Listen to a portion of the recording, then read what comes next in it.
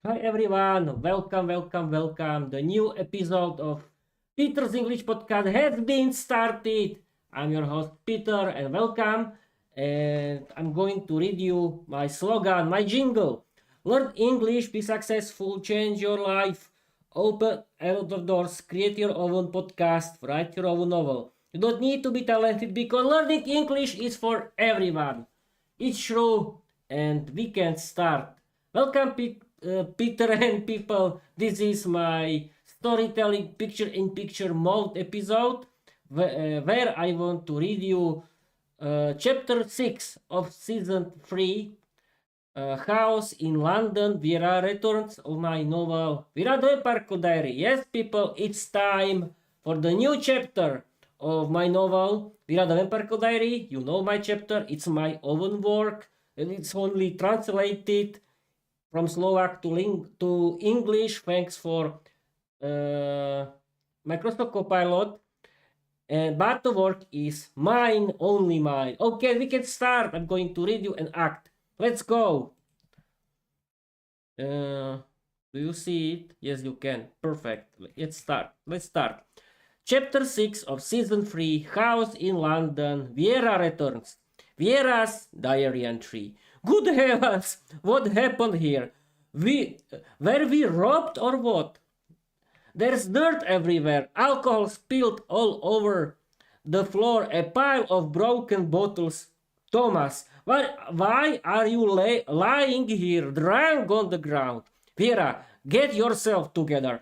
Use your brain, girl. Water, cold water. I'll pour it on this poor man. Maybe it will help, Viera said one beautiful morning, several days after she had broken up with Thomas. She quickly moved to the kitchen, took cold water and poured it over completely drunk Thomas, who was lying on the floor next to the bar. What's going on? Ah, my head! Viera, is that you? Thomas woke up, looked at Viera in surprise, and with tears in his eyes he began to moan. Why did you break up with me? Where will I find a decent wife? Thomas, sweetheart, you must understand that I already have a boyfriend. You must understand that I love him. I'll find you a better woman than me. Feel sorry for Peter. I'm a hungry vampire. And I have my boy under my power. Thanks to my beauty, I can do whatever I want with him. I give him orders, and who knows what else I want. I'm a vampire after all. I'll find you the right woman, I promise. Now, my friend, get up, order a taxi, and go home to sleep. From now on, I'm taking over here. I'm the one in charge, Viera commanded, using her supernatural aura, which Thomas couldn't resist, and he obediently went home. Suddenly, Thomas' mother burst in, completely shocked by the sight of her son. Why did my boy get drunk? Viera replied bored. Oh, I just had to explain to him that I love my boyfriend, that he has no chance, but he can still be my friend. Thomas' mother tried to persuade Viera. Sweetheart, please, give my son a chance. He's a good boy. Viera answered, still bored. I don't like him right now. Thank you for your help and your work, but my heart wants to give orders only to my little tomcat. That's none of your business. Well, fine, you'll change your mind. I know girls your age. You're still young, inexperienced. Thomas' mother insisted. Well, yes, I'm young and inexperienced, and I'm also a vampire, so I'm not a suitable candidate for your son, Viera said aggressively. Sweetheart, don't joke like that. Vampires are just fairy tales for children. Thomas' mother laughed. I like making jokes about people, but not now. Look at me and you'll see, Viera said, as her eyes turned red, and she proudly showed her sharp long fangs, which terrified the owner's mother. I offered my help and hospitality to a monster. Calm down, boss lady. Don't fade on me now. Peter and I need work here, and I can bring you profit and protect your business from other beings. Viera soothed Thomas' mother with her aura, which calmed her down, and she began apologizing. Forgive me, sweetheart. You really started earning money for us. The men like you. You truly behaved kindly toward us. I'm sorry I tried to set you up with my boy. But you will run our business. My legs run. My legs hurt and my son is so clumsy. I want to run the business. My English is not very good, but that doesn't matter. Give me a chance, Viera said in a pleading voice. All right, sweetheart, you're my last hope. Work nicely, Thomas' mother said and went home. Meanwhile, Viera cleaned everything and prepared the pub for opening. Hi, people, the situation has changed. Thomas got drunk because of me, because I broke up with him. But that's not what I started talking about. The boss mother was here. I got a promotion. I'm now responsible for running the pub together with my bartender work. From now on, you will call me boss. You will obey me however I want, or I'll fire you. Is that clear, Peter? That goes for you too. I'll keep an eye on you. Everyone, get to work. Viera ordered, opened the pub, and all the girls and Peter obediently went to work in the kitchen. Where is Thomas, sweetheart? Asked Thomas' old neighbor. Oh, he got dumped, poor guy. Viera laughed while washing glasses behind the bar. Sweetheart, why didn't you give him a chance? The old man winked at Viera. I don't like him like I like my boy. What's it to you? Viera said aggressively, her eyes turning red, which frightened the old man a little. You don't have to get angry right away, sweetheart. Sorry, I had a hard morning. Here, have a drink on the house, Viera said and winked at the man who almost melted from embarrassment. He liked Viera very much. He loved visiting the pub just because of her. Meanwhile, in the kitchen, two Slovak girls, Veronika and Simona, were dreaming about boys from the disco. There were so many handsome guys at the disco, and now we have to work in the kitchen again. At least the boss boyfriend keeps an eye on the bad girls in the kitchen, Peter. Exactly. Peter is an expert on women, laughed Agnieszka, the Polish girl. Quiet, girls, or he'll hear us and report us. Ha ha ha, laughed the vampire girls Elena from Romania and Anastasia from Ukraine and continued. Don't worry, Peter, we still like you. The boss doesn't have eyes everywhere. We just wanted to have fun with you at the disco and later at home. The boss should guard you more so we don't win you. Go ahead, make jokes. Very funny. I'm just unlucky that every skirt likes me. Peter grumbled in the kitchen at his colleagues while working with them.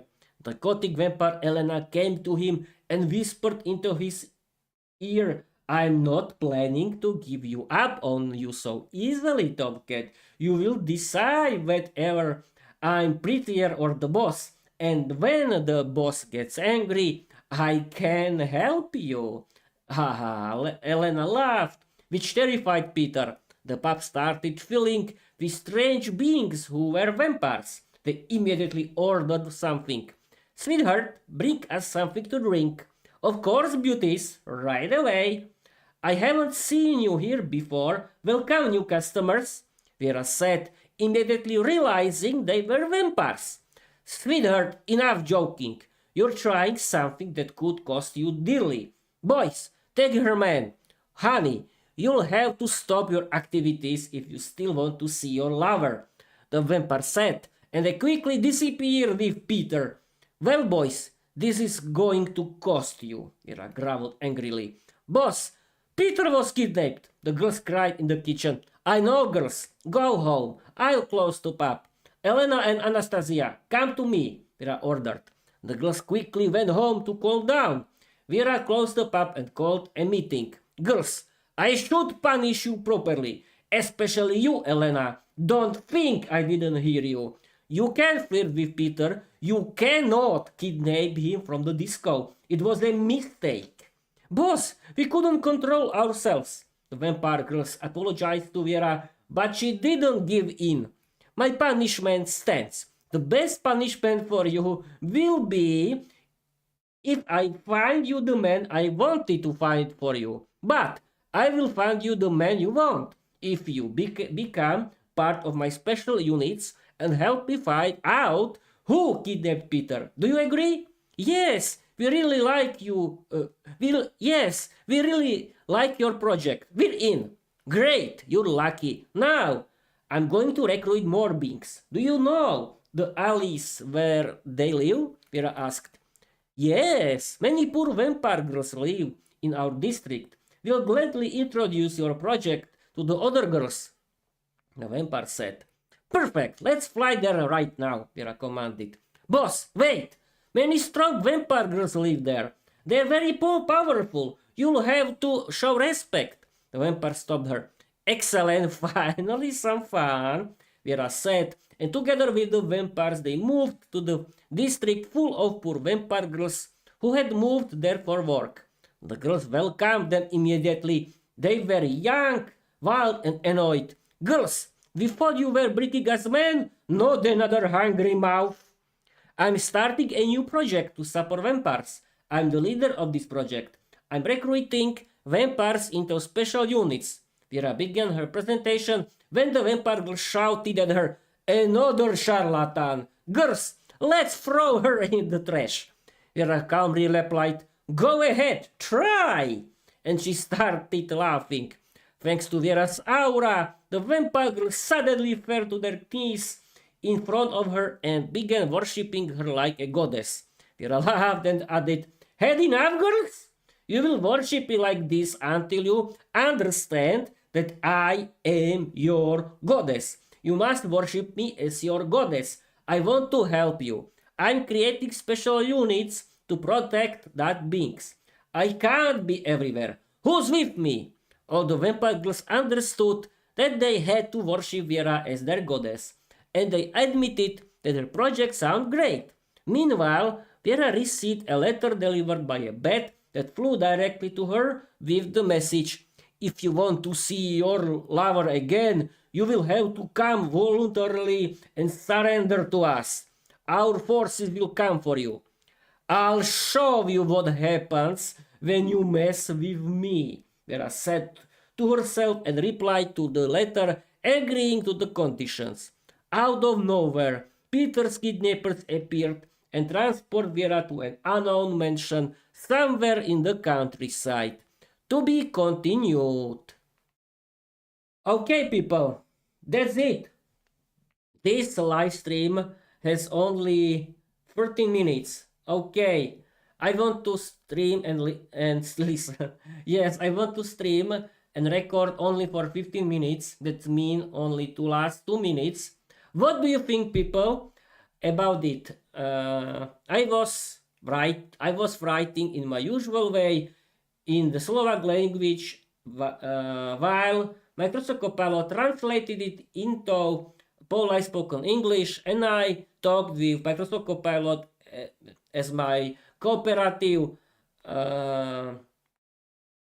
friend, AI friend, if I should continue with the story. But I decided, no, I don't need to write a big story like The Lord of the Rings or something like that. No. The most important thing is that I like the story, and I like the story. It's funny, it's full of funny dialogues, it's interesting, and I want to continue with my novel because I like to do it. It's my hobby. I like to do my podcast. I like to do my novel, and I like to learn English. And okay, people, follow me everywhere. You can read my novel in my on my website, petersenglishpodcast.com, or in my Wattpad, and please follow me everywhere. And yes, of course, people, I think that's it. Other things I'll tell you during my tomorrow's ramble, because I don't want to ramble very much. What can I say you? I can tell you my slogan again, and Bob's your uncle. Learn English, be successful, change your life, open a lot of doors, create your own podcast, write your own novel. You don't need to be talented because learning English is for everyone. Thank you people for your watching. Thank you people for your listening. And I want to tell you bye bye.